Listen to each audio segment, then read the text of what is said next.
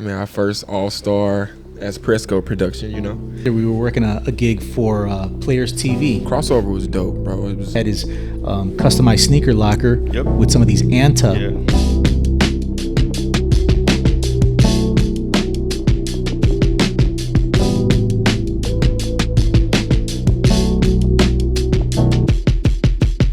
What's up, guys, and welcome to another episode of Hype Hustle Heart. I'm your host, Gus Regoza. I'm Dub, a.k.a. Influencer Dub. I'm Gio. And welcome to our NBA All-Star episode, fellas. This is our All-Star weekend. We just got back from Indianapolis. How's everybody feeling? Recovered. Are you recovered? Because I'm not Recovered, yet, man. man. I'm still feeling it. Yeah. No, it was dope though. I mean, our first all-star as Presco production, you know. Yeah, for sure. We've had we've had imprints at different All-Stars in different capacities, right? Yep. Correct. But we were able to be out there. We were working a gig for Players TV. Players TV. Yeah, it was dope, man. Had a lot of dope celebrities to come through. For those folks that don't know, Players TV, right? So Players TV is a media company. It's owned by current and former players, notably some of those being PJ Tucker, Chris Paul. A lot of those guys that they feature on a lot of their shows, you know, Melo, DeAndre Jordan, D Wade, Kyrie. They do a lot. Melo, yeah. They do a lot of their streaming for like their cooking shows or their podcasts or whatever you want to, you know, dive into when it comes to those guys. They do their streaming through Players TV. That's one of them. Yeah, so Players TV definitely has got a lot of things up and coming. What we were able to do was we produced a sneakers lounge event for them over All-Star Weekend, and yeah, it was super fire. We had all kind of people showing up for that one, right? Yeah, bro, that was super dope. You had PJ, you had CP3, you had Jadakiss. Yeah, Jadakiss came through, right? Jadakiss was dope, man. Yeah. I mean, there was so part of that weekend was PJ's actually coming out with a podcast pretty soon, right? Oh yeah, yeah. He had definitely some star-studded people on there for sure for his first podcast, and the man, PJ filmed for like 7 hours, not 7 hours, but he did 7 episodes all at once. It was crazy. Yeah. So I think there's going to be a lot coming out of Players TV with those PJ episodes. Obviously, stay tuned. That's a sneaker collection second to none as Exactly. far as the NBA is concerned. So we're looking forward to see what that is. And he's just cool peeps, man. He's just really cool and down to earth. Yeah. No, I agreed. Even after filming that long, he still went back, changed, came back, and kicked it with everybody. He was low-key the last person to leave, bro. Like, he stuck around the entire time. We couldn't break down because of him. Shout out to PJ, though, man. Even after all that, he took pictures with us, bro, and everything. We appreciate you. Yeah, for sure. I think we're looking forward to those podcast episodes. Should be some pretty dope content coming out of Players TV for that. So let's see what else. While we were there, like we highlighted a few of the players and some of their sneaker collections. One of the things that we were able to see up close, and we got a couple samples here that we're going to share with folks, is one of the other brands that we don't talk about too much, right? So we had Kyrie there, and obviously we had his customized sneaker locker with some of these Anta we had kicks. his sorry to cut you off, man. Go ahead, bro. We had his so this is his PE for the Pro Wave 5. So it's just it's an inline product just with a whole bunch of different colorways that they come up for Kyrie to wear on the court just before he launches his Kyrie 1, which will be launching in March. The colorways are crazy. Yeah, and the Kyrie 1 is super dope. So a couple things that jump out at me first when I look at these. Obviously, the colorways are crazy, right? Oh, yeah. So these are something that you really don't see too much. These colorways are wild. Very eye-catching.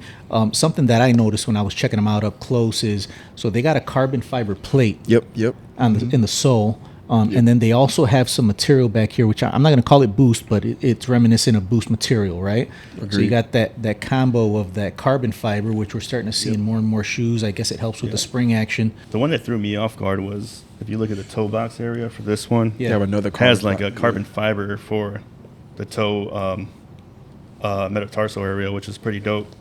I don't think I've ever seen that on a shoe before, unless it has a full carbon fiber plate. But yeah, so like Gus was saying, we had a whole bunch of CP3 PEs, all Jordan brand. We had a few We had Way of the Kyrie. Wade. Yep, Way of Wades. We have Kyrie PEs. And we had some pretty interesting PJ Tucker shoes as well. Yeah, yo, PJ. That he was displaying. PJ had some heat.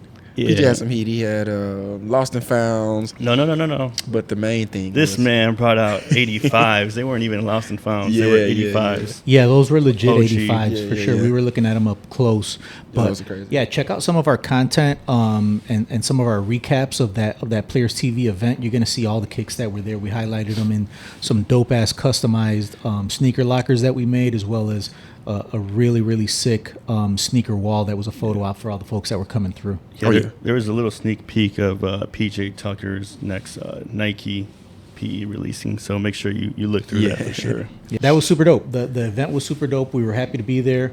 And we know that Players TV has something coming up for Summer League, so stay tuned for that. Stay tuned. Presco's dope. going to be on site for that as well. So should be Vegas, some- baby. Vegas, baby. Yeah, we got Vegas on the calendar for this year Yeah. now, so that's It's gonna be great. fire. So with All Star being here, every sneakerheads, because this is the weekend every sneakerhead looks to.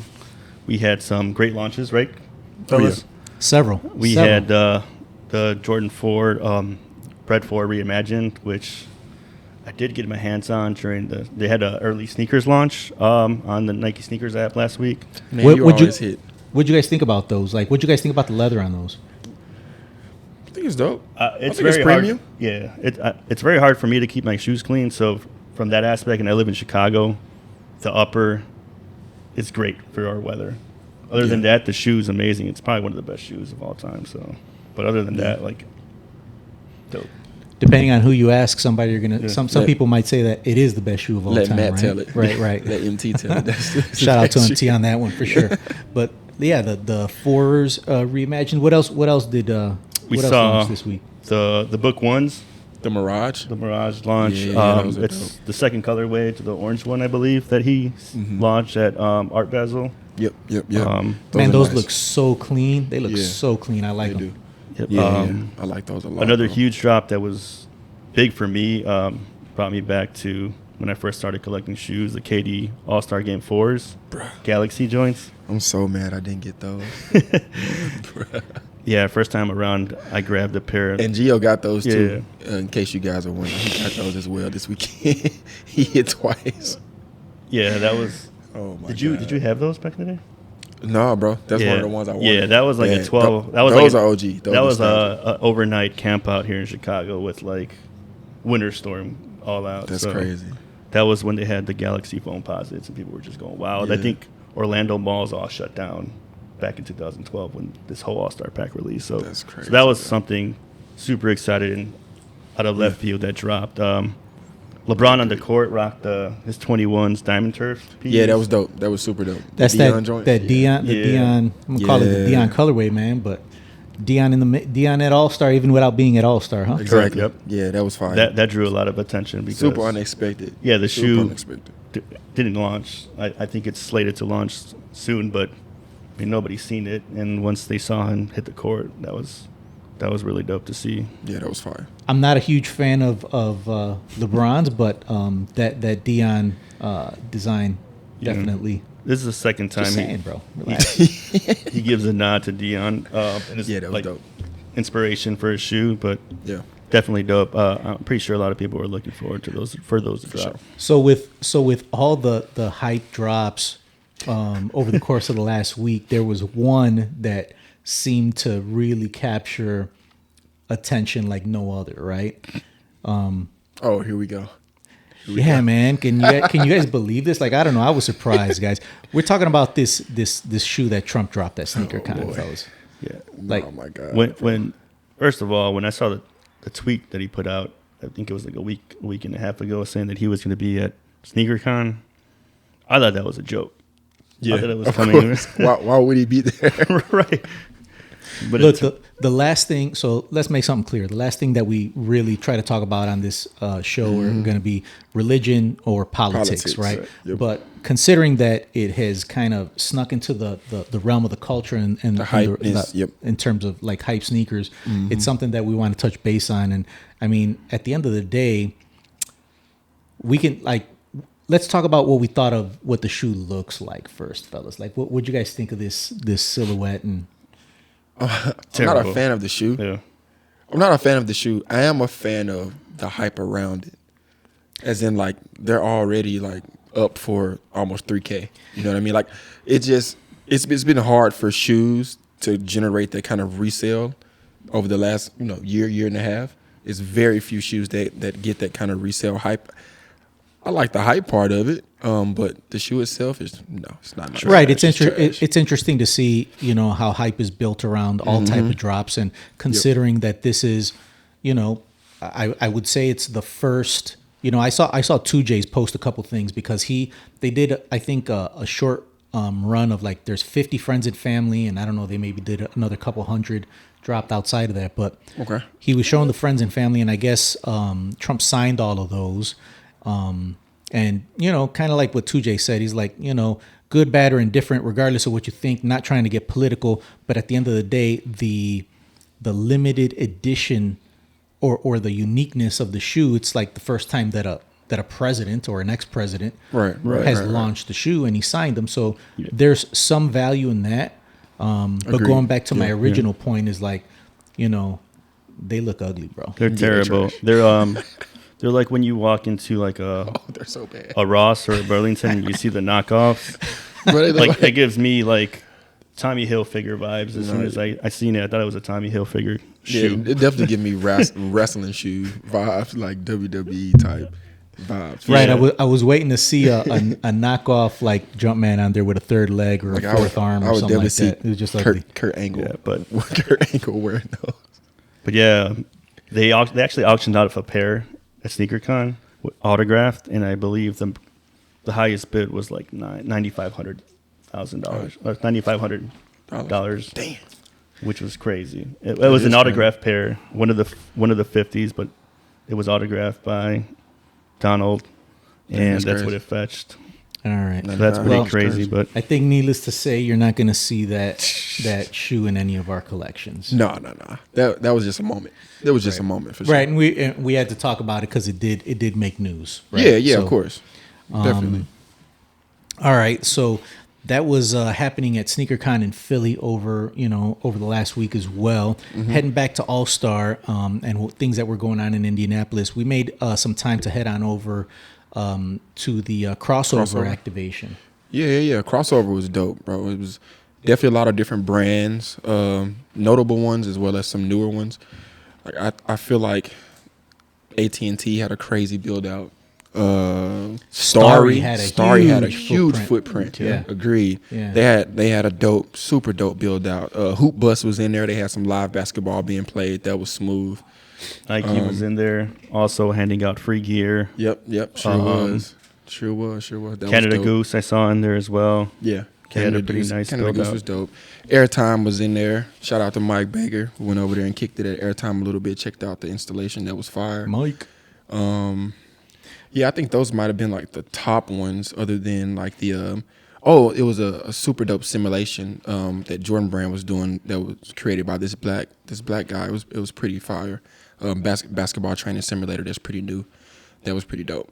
Yeah, I saw that. I saw some of the kids playing in front of that, and they had an image of we'll put this on the B-roll. They had like Benny the Bull there, kind of showing some dribbling skills. Yeah. To some of the kids. And they would stand in front of it. So I thought that was the interactiveness of that technology is super dope. Yeah. And it was kind of like the technology of it reminded me of Guitar Hero. Like as the basketball, like the actual trail that's going up, you know how you press a button as it comes, that's how you do your dribbling. So that was like super user friendly for kids and adults. So I thought it was super dope. Yeah, so I think the NBA definitely killed it with those activations over at Crossover. I mean, there were hella basketball courts in the facility. Everywhere. Of all colors, sizes, all types of setups that you could imagine. But, everybody had their own version of a court at their pop-up cool. or in their activation. Agreed. But that was dope. So talking about like technology in that, moving over to some of the things that were happening at Lucas Oil, right? So they had things like the 3-point contest, the dunk contest, the celebrity game, etc. Over at Lucas Oil. And then obviously they had the game on Sunday at Cambridge. But what they had at Lucas Oil, they had something there that they've never done before. Yep. And that was just that whole digital court. Yeah. No. The digital court was dope. That was super dope. Like even during the dunk contest, it added to, the aesthetics of whatever kind of dunk the person was doing. If they was emulating Dominique, then Dominique's face was on the court. And as they ran, like one of them had like flames going behind them as they ran or different things like that. It definitely added to the overall experience. Yeah, we were talking a little bit about like the technology and the build behind that, right? Because that's some of the things that we take a look at. So I know one of the things that some of the players were mentioning or some of the broadcasters were mentioning was, you're obviously not going to get as much of a bounce off of that type of floor. Because it's not wood. Exactly. Yep. Because it's not a wooden floor. But, over time, that's something that they're going to work out. I would also imagine, because we've done digital floors for builds before. Right. And I would imagine that there was a good amount of heat coming off of that thing. Oh yeah, that shit gets hot. Like you gotta definitely cool it underneath, but I'm sure that there was some heat coming off of it. But Agreed. Back to what you mentioned, it's like where they had like the flames trailing the player, all of that stuff was super dope and interactive. I know when they were doing the skills events, they were like shooting some arrows and kind of showing them which direction they need to go. Yeah, that was but dope. I think it's super dope how that works. I would imagine the flames, right? If you're running up and down the court and you got that flame chasing you, like how does the floor know? Because some people are like, oh, is that like pressure sensitive or what? We were having different conversations about it. Yeah. But how does the court know that I'm running and I got flames going behind me, but you don't? Right. Yeah. And I would imagine it's got to work with the chip that the guys have in their jerseys, right? Yeah, something like that for sure. So there's got to be some sort of like a GPS tie-in to what's mapped out on the floor, right? It's just like projection mapping, but you got some sort of a tag or something that's triggering somebody that's walking on it. Right. Yeah, I think that definitely makes sense to me. As that being the way that they can determine what player is doing what. And I know like after it was one of Jalen's dunks, like they turned the entire court Boston Celtics or something like that, which was kind of cool. I'd like to see if it can be integrated into something that's actually playable. That's going to take some time though, but yeah. It's going to take some time, but I mean, just the opportunities behind it, not just the graphics that we're talking about it, but like even the branding, whether it be personal branding. Like I know, I think Jaquez was in the slam dunk contest, and while he was doing a couple of his dunks, they were like putting the Mexican flag on the court. Right. Yep. And then that was dope. You start thinking about other things in terms of branding for sponsorship and things of that nature. It's like, man, it takes it to another level. Yeah. Yep. Very much to another level. It's like sky's the limit with that. Exactly. Yeah. You go from a stagnant image to playing a video. You know what I'm saying? So yeah. But that floor was definitely one of the highlights of the weekend. It was super, super dope to see them doing all those things on that floor. Let's talk a little bit about what they did do, right? I think we were mentioning the dunk contest. So we had a repeat winner of the dunk contest, right? Yeah, man. Nobody's beating Mac anytime soon. I'm gonna be honest. It's just not gonna happen. I'm gonna be real. He's so up there. Like he's not even that tall, is he? He's like maybe what 6'2", 6'3" ish. Maybe. But Mac been dunking like that since high school, bro. Like not the exact same, but you can see like one of his dunks, the one where he went up and actually spin backwards, bro. He was doing similar stuff in high school. That's crazy. Like he's just been doing it like that. And like his explosion is insane, man. You can tell he practices his dunks. You know what I mean? It was really put time into it. I think it was well deserved because I know that some of the scores leading up to the final score, some people were like, "Wow, man, that should have been a 50," and he was not getting it. But I'm glad at the end that he walked away with it because he was above and beyond everybody else. Oh yeah. It was easily to be able, you could easily see. Like no shade to Dub's twin brother Jaylen Brown, who made it to the finals. Hey, I did my best, man. I did my best. You saw it. I put my eye over it. My eye over and did a little dunk. Didn't even catch the ball. Didn't even go catch up for a dunk. But y'all saw where one of the memes is like Jaylen Brown jumped over Kai and then they said Blake Griffin jumped over a Kia. An actual car. That's right. He jumped over Kai. That was hilarious. Griffin jumped over a Kia. That was showed dope, the differences though. Like it wasn't. He's a great in-game dunker. I'll give him that. I'll give Jaylen that for sure. He's a great in-game dunker. I'm gonna leave it at that. What else? The 3-point contest. So Dame time made it his time again. Dame time, baby. Dame time. Hey man, people sleeping on Dame before he won last year. Yeah. Like as a 3-point shooter, he's definitely, bro. He's top when it comes to the shooting guards in the league. He's been there for a while, but I'm glad people are kind of like noticing it more so than outside just clutch shots at the end of a game. You know what I mean? Someone I heard somebody, I forgot who it was, say that Steph is the best shooter of all time, but Dame has the best shooting from further out. So Dame's of all time. percentage? His Dame's range is just like insane. Yeah, his range is Well, crazy. he made that clear, right? Didn't he sharing knock the All-Star game. He knocked a couple like from half court. Oh yeah, for sure. I mean, Steph can do that too, but yeah, I agree. I do agree with that. More consistent. Yeah, consistently Yeah. for sure. I agree with that. But yeah, he played Sabrina, right? Oh yeah, It was Steph. like- Well, yeah. Steph did. Yeah, let's talk about that. Yeah, that was dope. So we had there was a lot of hype leading up to that, right? So it was the whole almost like men versus women, even though people didn't want to make it seem like that, but that's really Yeah. what it ended up turning into. Agreed. I got to give my props to Sabrina though, man. She held her Oh, yeah. ground. Oh my Most definitely. God! Did she held her ground? That's crazy. She matched Dame's winning total. Yep. From the 3-point contest, right? Exactly. Yeah. Which literally means if she was in The regular the three-point regular contest, 3-point, she probably she would've would have been won the finalist or Or won. won it. Yeah. But I mean, hey, it's tough when you're shooting against Steph, man. I'm just be real. Maybe- Like, but why not put her up against the best? I think that's a thing for next year for sure. And like moving forward, just integrate all these amazing women shooters. Oh, I into like these- that. I like that into idea. these- That into would these be a good games. idea. I think everybody liked think that. that's I fire. think there was a whole lot of positive that came out of that, positive attention, and don't get it twisted because with like maybe 9-ish seconds left, like Steph had just tied her up, so it wasn't Yeah. a gimme. Yeah. It's Oh, not like yeah. he blew her out the water. Exactly. Like exactly. he had to come with it Yeah. No, he definitely did. to pull that off. Yeah. No, Yeah. he definitely did. No, I would love to see that, happen again with some more WNBA shooters for sure. And I love, the tagline that she put out afterwards. If you can shoot, you can just shoot. Yep. It doesn't matter your gender. And I think that was said a lot to, young girls coming up that's playing ball. For sure. 100%. You know what I thought was kind of dope? They ended up they made a championship belt for the winner. Did you guys see Yeah, that was that? Yeah, that was dope. pretty cool. And the reason That was dope. and the reason I bring that up more so is like just being hyper observant about little things, but Steph made a point to put it over his shoulder Yeah. to cover the swoosh logo on his jersey.